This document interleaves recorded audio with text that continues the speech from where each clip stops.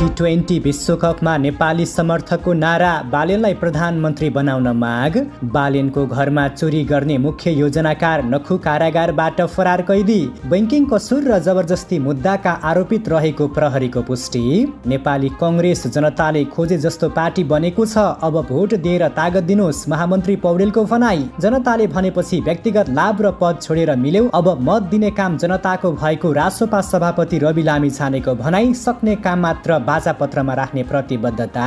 स्वास्थ्य बीमा कङ्ग्रेसको प्रतिबद्धता हो, राष्ट्रिय गौरवको योजना बनाउँछौँ, अब सबै नेपालीको स्वास्थ्य बीमा गर्नुपर्छ, सभापति गगन थापाको भनाई। भारतले निर्वाचनको लागि दिएका 482 गाडी वीरगञ्ज नाकादेखि नेपाल भित्रिए।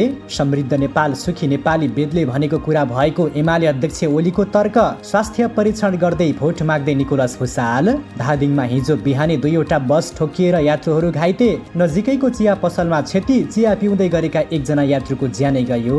धनुषामा स्यालको टोकाइबाट एउटै गाउँका आधा दर्जन बढी घाइते, एक महिला काठमाडौँ रेफर। र आजको खेल खबरमा आइसिसी टी20 विश्वकप अन्तर्गत इङ्ल्यान्ड विरुद्धको खेलमा नेपाल 4 रनले स्तब्ध भएको छ।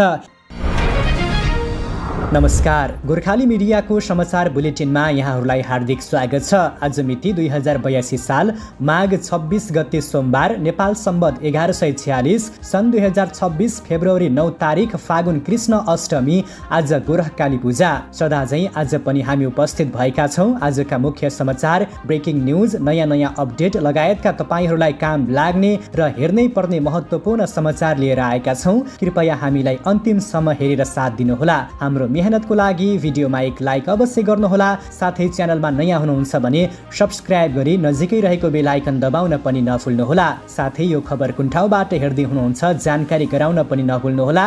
दर्शकवृन्द, आउनुहोस् आजको खबर सुरु गरौँ। भारतमा जारी विश्वकपमा नेपाली समर्थकको नारा, बालेनलाई प्रधानमन्त्री बनाउन माग भन्ने खबर प्रसङ्गबाट।